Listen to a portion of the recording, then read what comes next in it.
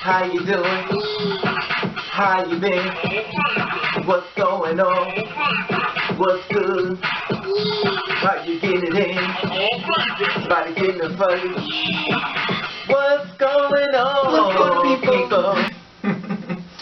It's officially the second video as far as being Friday the 13th.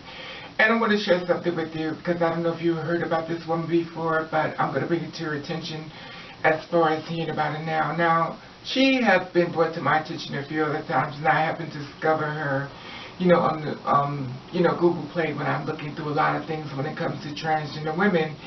And, it was someone that said something in reference to me just, I think it was this week, in reference to this woman. So, I want to introduce you to Ajita Wilson. She's a transgender, well, she was a transgender woman, and she died at the age of 37. Here's her picture right here.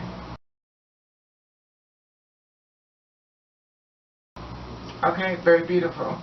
Now, in case you don't know about her, I'm going to bring it to your attention, her life story. Check this out. Remembering Ajita Wilson, a transgender woman of many firsts. Now, 30 years ago, it was practically unheard of for a major African-American publication and an African-American trans woman to work together. That is unless you're Jet Magazine. And Ajita Wilson, a transgender woman who completed her transition in the mid-1970s, was an actress with the international cult following for her work in foreign films. Now, she would later become Jet Beauty of the Week, appearing in the magazine in 1981, August 20th issue. Her stature as a transgender woman was not acknowledged until after her death in 1987. For her, she was involved in a horrific automobile accident in Rome, Italy. She passed away from brain hemorrhage on May the 26th, 1987, as a result of the accident. Now, another thing, I don't know if you know, it is fascinating how a piece of Black trans history is being brought to your attention, and she was discovered by a European film producer who got her roles in the French, Italian, Greek, and Spanish films by 1987. Wilson had built up quite a following by the name of recognition in doing so. She appeared in seemingly non-stop series films during 1970 to 1980, ranged from soft or hardcore porn films to mainstream horror, light comedy, historic, epic, and thrillers and stuff. Now, she did movies. Escape from Hell, 1980. In 1984, she did Hell Penitentiary. She also did a movie called Hell Behind the Bars. And in 1980, she did a movie called The Smuggler. She also was an actress who started out as an entertainer in the red light district of New York City. And basically, after Operation, she started appearing in adult films in New York. And then she was discovered by a European hardcore film producer who got her roles in various French and Italian films, hardcore nature, in 1987. She made the crossover into softcore European films. She worked in series of softcore and hardcore film over the years in 1987. So I'm sharing this with you as far as Ajita Wilson to let you know of her life and, the different things that she did, being a trans woman and stuff. And it was basically, she didn't really let anyone know that she was trans and stuff. And which is, in that era and time, things were a lot more different and stuff. And she needed to survive the best way she could. And I feel as though it's very important that her history be out there as far as being in the transgender community, because I see her name come up a few times and no one really talks about her and stuff as far as being out there. And she died at the young age of 37 years old. After Wilson's death, speculation about her trans status began to emerge. When director Carlos was asked to comment on it, he said this in reply to the interview question: "She was charming, beautiful, very professional. The rest is not important," he said. You know, so he was letting them know that that's what they needed to know and that's what they needed to see. They didn't need to see all the stuff that they made up and stuff. And, you know, he stood behind her even in her death. So rest in peace, Miss Okay, he Wilson. said, very beautiful, rest in peace, 37 years old, and, you know, and basically got into a car accident and, you know, suffered brain hemorrhage, and, you know, she just had problems in reference to that as far as that, you know. And it's funny because when I thought about her and I saw a storyline, you know, going across, I never thought that she was in Rome, Italy. And here it is, she's right here in the States as far as, you know, New York. And, you know, she actually moved to Rome, Italy, and that's where she ended up doing, you know, most of her progress. And, you know, her prosperity started coming from as far as her money and stuff. And, you know, she moved on with her life at 37 years old. You know, basically the car accident took her away because she was very much in growing as far as being, you know, in the limelight as being a trans. And, you know, I was looking at something in reference to her storyline and stuff, and I saw someone who left, you know, was talking about her story and stuff, and I thought it was very discouraging, you know, what she had left and stuff. And, you know, and the thing about it is, I really don't want to put that on this video, but you know what? It is what it is. Sometimes I have to be out of order in order to be in order, and this is how I feel.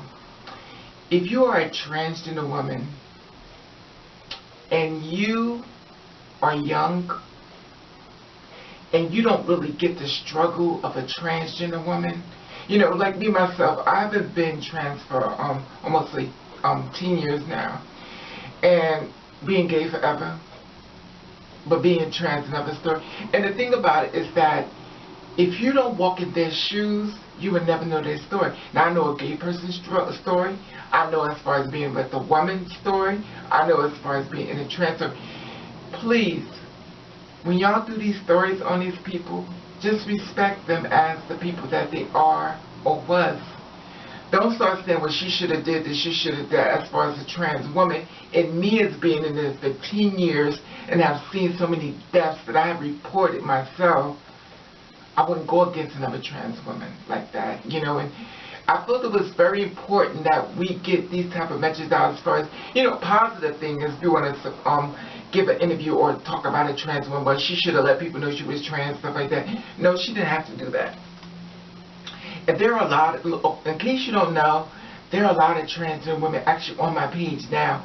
Read my comments, and they do not comment on here because of being outed and being discriminated against. You said, well, they need to.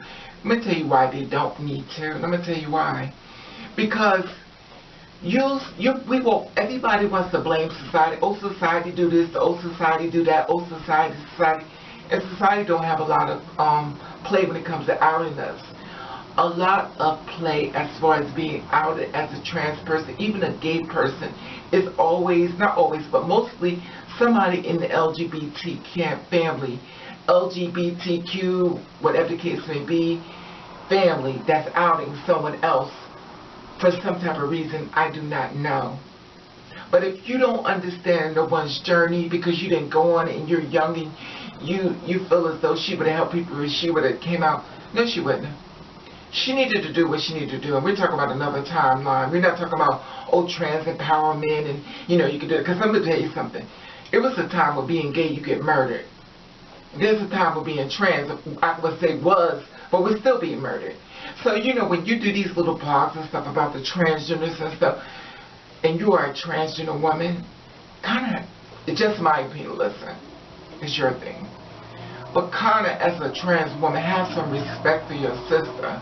And not saying, you know, you disagree what she needed to do as far as what she... Because if you're not paying her bills, you don't know her struggle, please don't talk about how bad or what she needed to do, especially if you didn't go through it. Same thing when a guy or a girl says, well, I don't understand what these girls doing putting up ass. If you don't know her story, then why are you putting her down in her story? Because when they flip the table back to you and start judging you, oh, you're all offended, now it's passive aggressive. It was okay to attack, you just don't want to be attacked.